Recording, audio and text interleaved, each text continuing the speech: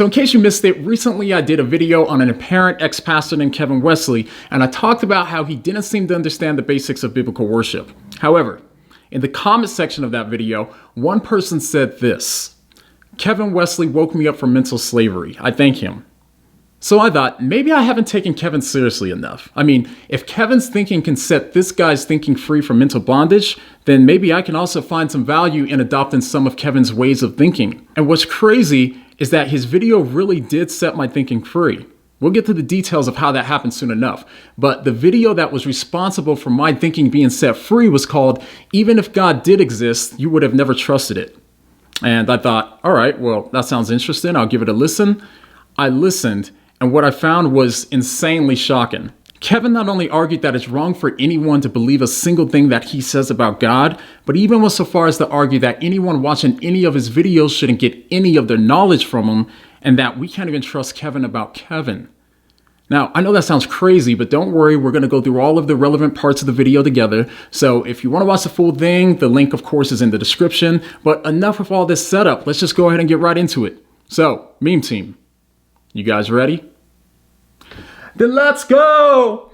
I asked a question the other day, and it was, what if I told you that you have never trusted God? You have always trusted men. Who told you about God? Who told you that the Bible, the Quran, the Bhagavad Gita, any of these books were inspired by God? Men did. God is not your idea. It is someone else's, and you are adopting that idea as your own. So why would we believe that a God would use words? Or any catalyst? Why would we believe that it has agency, that it thinks, that it judges, that it blesses, that it curses? All of these are ideas given to us by men. So my suggestion is that if we can move away from the ideas that were given to us by men, maybe we could actually get somewhere with determining how we got here. So as we just heard, Kevin believes that what we think we know about God just comes from men, not God. And basically he's saying that the idea of God that we have is just an idea given to us by men, and so we should move away from it. Then he spends a good chunk of the video telling us why we shouldn't trust what we learned about God from men. So that's the first thing that we learned from Kevin. Lesson number 1, we shouldn't trust what man says about God. Now, keep that in mind as we listen to the following. Well, we think that the God who can do anything would speak so every person can understand it, right? So I believe it would use words, but it would probably use words that the person understands regardless of the language that man created, right? But a God using a language that man created to talk to man is kind of ridiculous. If God made you, he shouldn't have to use a language you created to communicate with you. He should be able to do it, period. Or it should be able to do it, period, right? I hate to refer to this thing as a man, even though that's the idea we were given for it. So as you just heard, Kevin seems to think that we shouldn't trust man's ideas about the catalyst for our existence, or God, while giving us a whole bunch of his own ideas about the catalyst for our existence, or God. So if we keep that advice in mind, we can ask the following questions. Is Kevin a man? Yeah, he seems like a man. I believe he is. Is Kevin talking about God in his video? Yeah, he is. And does Kevin have ideas about God? Yeah, it seems that he has many. Well, then according to Kevin's logic, what you should do is reject all of Kevin's ideas about God because they come from a man named Kevin. Now, I know I didn't like this conclusion either. I get it. I even tried to find another way around it until I realized that if he's not saying that we shouldn't get our ideas about God from men, then the only alternative would be that there really isn't a problem in getting all of our ideas about God from men. Either way, we have a problem. So if we follow the first lesson that we learned from Kevin, we shouldn't trust anything that Kevin says about God. But now let's move on to the next lesson.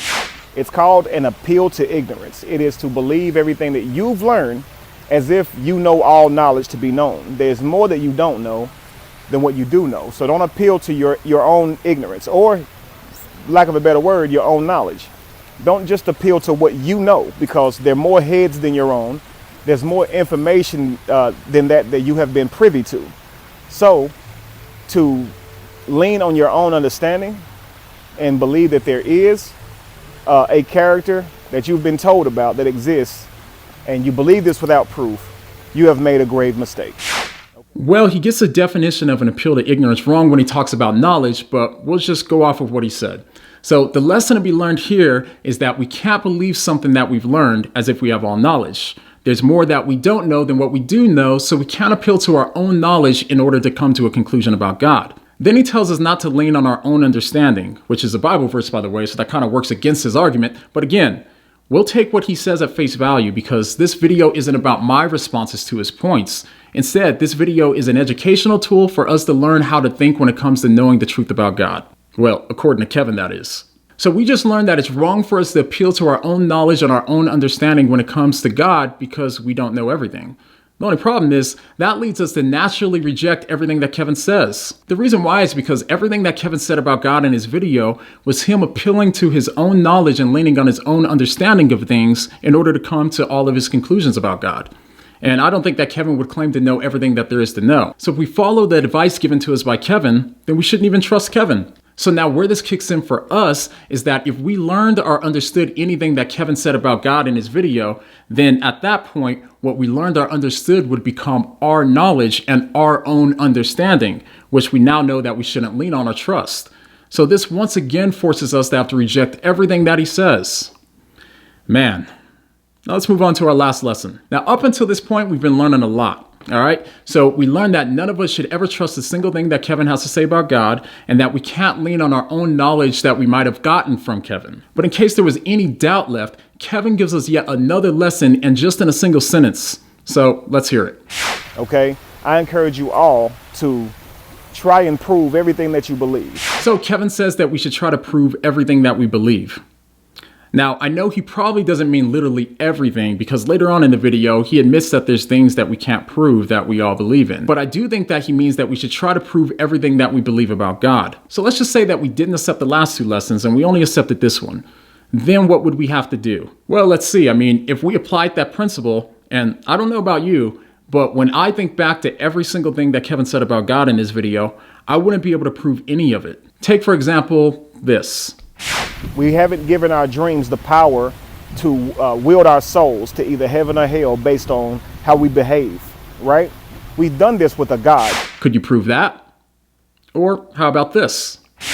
We have never heard a God speak. We have always trusted man, always, because God has never said a single thing to us. Or this. Well, we think that the God who can do anything would speak so every person can understand it, right? Or this. So I believe it would use words, but it would probably use words that the person understands regardless of the language that man created, right? But a God using a language that man created to talk to man is kind of ridiculous. Now, there's plenty more, but I think you get the point. And that's the story of how taking Kevin's advice has led me to conclude that we can't trust what Kevin says about God, we can't lean on Kevin's understanding about God, and we can't even trust Kevin about Kevin. So in this way, I can relate to the commenter that I mentioned at the beginning of my video. Kevin Wesley set me free as well.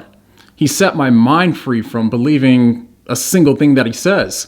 My only hope now is that his followers would take his advice as well so they too can be set free. So class, now it's your turn. The next time that Kevin says, Jesus is real to you, but he doesn't exist and he's never existed, what should we say?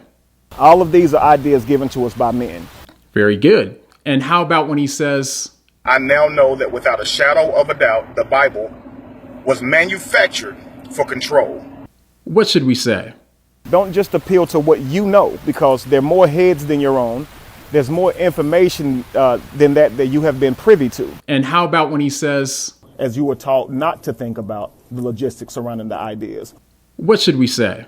Try and prove everything that you believe. And lastly, when Kevin says, with threats of things like blasphemy, which we of course know that blasphemy is only a word or a law that is created to protect the ideas of the powerful. now what are you going to say? Bruh, what do you mean?